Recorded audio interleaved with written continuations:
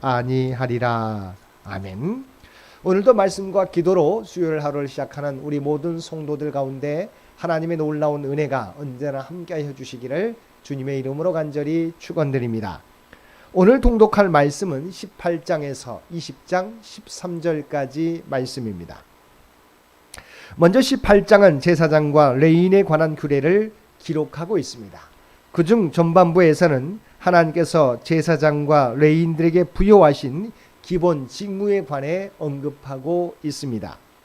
이는 백성들로 하여금 다시금 고라 일당처럼 하나님께서 세우신 권위에 도전하는 일이 없도록 교훈함과 동시에 제사장과 레위인들에게 자신들이 하나님의 일을 위해 세움받은 자들일 뿐임을 깨달아 자고하지 않고 맡은 바 본분에 충실케 하기 위함이었습니다.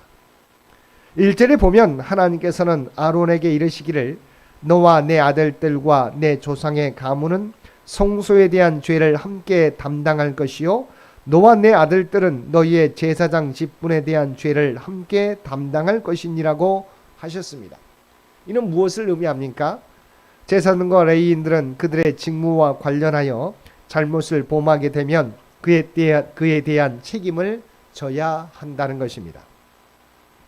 즉 제사장과 레위인들은 이스라엘 가운데서 매우 영광스러운 직분을 맡았지만 그만큼 그에 따르는 책임을 크게 담당해야 했습니다.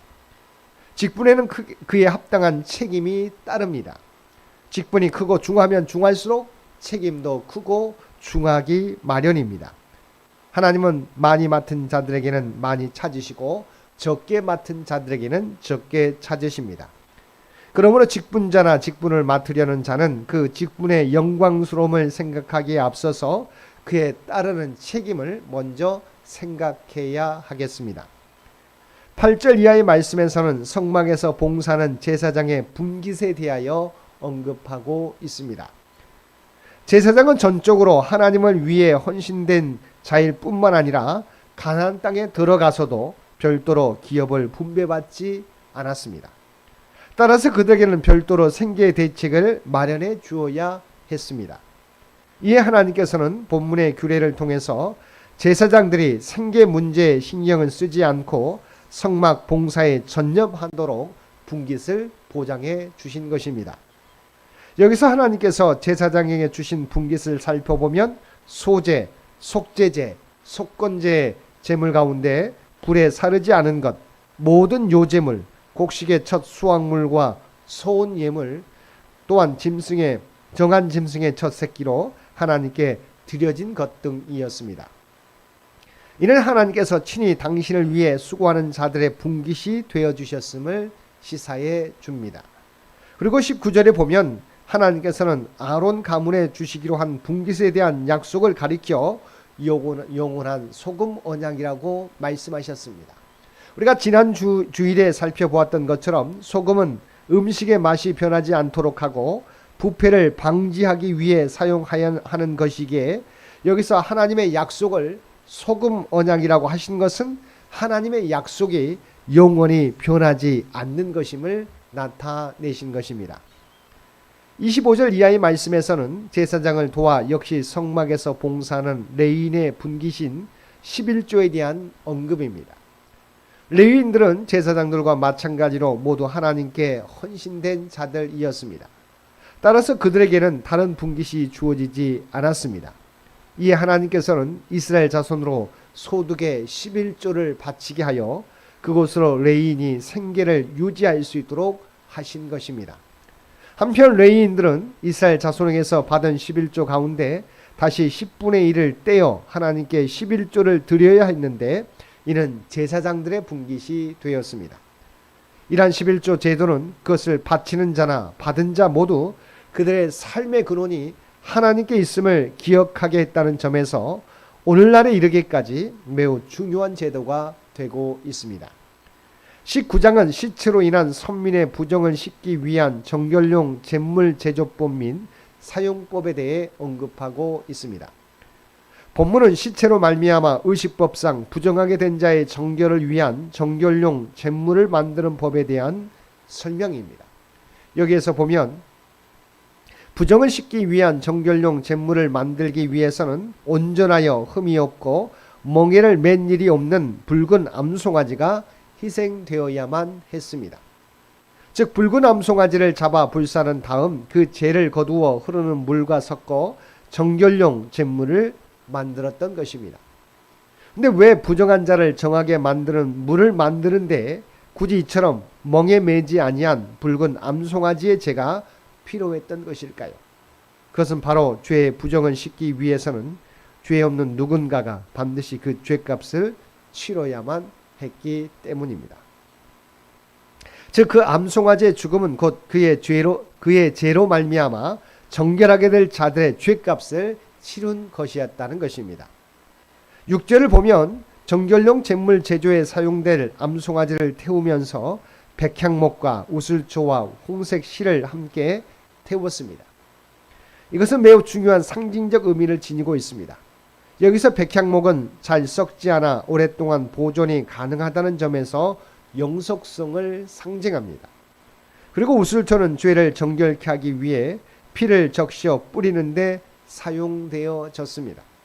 그러한 점에서 우슬초는 정결성을 상징합니다. 그리고 홍색실은 그 색이 잘 변하지 않는다는 점에서 강력한 생명력을 상징합니다. 따라서 정결용 제물 제조에 사용될 붉은 암송아지를 태울 때 백향목과 우슬초와 홍색실을 함께 넣어 태운 것은 붉은 암송아지가 예표하고 있는 죄인을 정결케 하는 그리스도의 대속사역의 효력이 영원함을 상징적으로 보여주는 것입니다. 11절 이하의 말씀에서는 정결용 제물의 사용법 및 정결례를 행치 않는 자에 대한 경고의 말씀을 주고 있습니다. 여기서 특별히 하나님께서 시체로 부정한 자의 정결 규례를 주시는 것은 38년간의 광야 생활이 끝나는 시점에서 출애굽 1세대의 죽음이 속출하고 있었을 뿐만 아니라 고라 일당의 반역 사건으로 말미암아 온 이스라엘이 부정한 가운데 있게 될 가능성이 있기 때문이었습니다. 13절과 20절 말씀에 보면 하나님께서는 부정하게 된 자가 자신을 정결하게 하지 아니하면 이스라엘에서 끊어질 것이라고 경고하고 있습니다. 이것은 오늘날 우리를 향해서도 동일하게 주어진 것입니다. 즉 우리가 죄로부터 정하게 되지 않고는 결단코 하나님의 나라에 참여할 수 없는 것입니다. 그렇습니다. 거룩함은 하나님 나라의 백성이 되기 위하여 지녀야 될 신분증과 같고 하나님 나라에 들어가기 위하여 입어야 할 예복과 같은 것입니다. 하나님은 거룩하신 분입니다. 또한 하나님의 백성인 우리도 거룩하기를 원하십니다. 우리가 거룩하지 않고는 하나님과 함께 거할 수 없는 것입니다.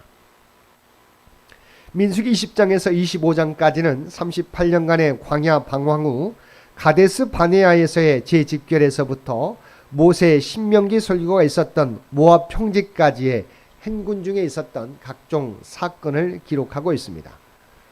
그 가운데 오늘 우리가 함께 읽을 20장 전반부인 본문은 그 계시 부분으로 미리암의 죽음과 모세와 아론의 가나안 입국 금지의 원인이 된 소위 무리바 물 사건에 대해 기록하고 있습니다. 이러한 본문을 보다 분명히 이해하기 위해서는 본문의 시간적 공간적 배경에 유의할 필요가 있습니다. 우리가 13장 14장에서 살펴봤듯이 가데스 바네아에서의 대반역 사건은 이스라엘 백성들로 하여금 가나안 땅에 들어가지 못한 채 약 38년 동안 광야에서 방황해야 했습니다. 그래야 그동안 출애굽 1세대는 거의 다 죽고 이제 출애굽 2세대가 장성하여 가나안 정복의 주역으로 대두하게 되었습니다. 이들은 출애굽 제40년 정월에 마침내 38년간의 기나긴 광야 방랑 생활을 청산하고 다시금 그들이 광야 방황을 시작했던 가데스 바네아에 재집결하였습니다. 근데 그들은 가데스 바네아에 모이자 또다시 고질적인 불평과 원망을 시작했습니다. 즉 그들은 38년 전의 반역 사건으로 출애굽 1세대가 광야에서 다 죽어야만 했던 사실을 망각하고 다시금 그 자리에서 물이 없다는 이유로 모세와 아론을 원망한 것입니다. 이때 모세는 하나님께 기도하여 반석에서 물을 내므로써 백성들의 원망과 불평을 잠재울 수 있었습니다. 그러나 모세는 이때 하나님을 믿지도 하나님의 거룩하심을 나타내지도 아니하고 인간적인 혈기를 부리는 실수를 범함으로써 지금까지 40여 년간의 충성과 수고에도 불구하고 가나안 입성을 금지당한 것입니다. 여기서 우리는 패역한 이스라엘 백성들의 모습을 통해 하나님의 은혜가 아니고는 도저히 구원받을 수 없는 인간의 완악한 실상을 발견하는 동시에 한순간의 실수로 가나안 입성을 금지당한 모세의 모습을 통해 하나님 나라를 지향하는 자의 바른 자세가 무엇인지 다시 한번 생각하게 만듭니다. 사랑하는 성도 여러분, 하나님께서 저와 여러분을 왕같은 제사장으로 삼아 주셨습니다. 얼마나 놀라운 은혜입니까? 그러나 하나님께서는 우리에게 이러한 놀라운 은혜를 베풀어 주신 만큼 그만한 책임감을 가지고 우리가 우리에게 맡겨준 사명을 감당하기 원하십니다. 그리고 어떤 어려움이 있더라도 원망하지 않고 마지막까지 믿음으로 순종하기를 원하십니다. 우리에게 주신 은혜를 언제나 기억하며 우리에게 맡겨주신 사명 최선을 다하여 충성되이 감당하며 살아가는 저와 여러분 모두가 되시기를 주님의 이름으로 간절히 축원드립니다. 함께 기도드리겠습니다. 사랑하는 충만하신 아버지 하나님, 우리를 구원하여 주시고 또한 우리에게 왕같은 제사장의 직분을 감당케 하심을 감사드립니다. 언제나 주님의 은혜를 기억하며 어떠한 상황을 만날지라도 낙심하거나 좌절하지 않고 믿음의 한 길을 걸어가는 저희 모두가 되게 하여 주옵소서. 오늘도 이 나라 이 민족을 위하여 기도하옵나니 그래서 친히 주장하시고 인도하여 주시기를 원합니다. 백주년을 준비하며 나아가는 창현재단을 기억하여 주시고 아버지 하나님, 주의 백성들의 모든 기도와 봉사와 헌신을 통해서 하나님이 계획하신 모든 것들을 하나하나 성취해가는 창현재단이 되게 하여 주시옵소서. 또한 우리 창현재단에 속한 주의 백성들을 일일이 기억하여 주시기 원합니다. 울로 장로님으로부터 모든 성도에 이르기까지 어린이 교회학교에 이르기까지 주께서 눈동자와 같이 지키시고 보호하여 주옵소서. 특별히 환우들을 기억하여 주시며 하나님께서 친히 치유와 회복의 역사를 허락하여 주옵소서. 경제적으로 어려움 당하는 주의 백성들을 아시지요. 아버지 하나님, 그들에게 필요한 은혜를 날마다 풍성히 허락하여 주옵소서. 사랑하는 자녀 손들 믿음의 믿음을 더하여 주시어서 하나님의 아는 지식에 또한 아버지 하나님 그들의 믿음이 장성한 분량에 이르기까지 자라갈 수 있도록 역사하여 주옵소서. 또한 그들에게 주신 꿈과 비전을 준비하며 나아가게 될 때 하나님께서 형통의 삶을 살아갈 수 있도록 크신 은총 더하여 주시옵소서. 전 세계 가운데 들려오는 분쟁 가운데 주님 함께하여 주시어서 참된 그리스도의 평화가 그 모든 것 가운데 임할 수 있도록 그래서 친히 주장하여 주옵소서. 오늘 또 우리에게 복된 하루를 허락해 주신 것 진심으로 감사합니다. 우리가 하나님의 거룩한 영적인 제사장인 것을 깨닫게 해주시고 이 땅에서 부름받는 자의 사명을 충성되이 감당하며 살아가게 하여 주옵소서. 우리의 생각이 우리의 행동이 아버지 하나님 하나님의 뜻을 이루는 모든 것이 되게 하여 주시고 하나님의 선한 영향력을 나타내는 우리의 삶이 되게 하여 주옵소서. 이 모든 간구 우리를 구원하여 주신 예수님의 이름으로 간절히 기도드리옵나이다. 아멘.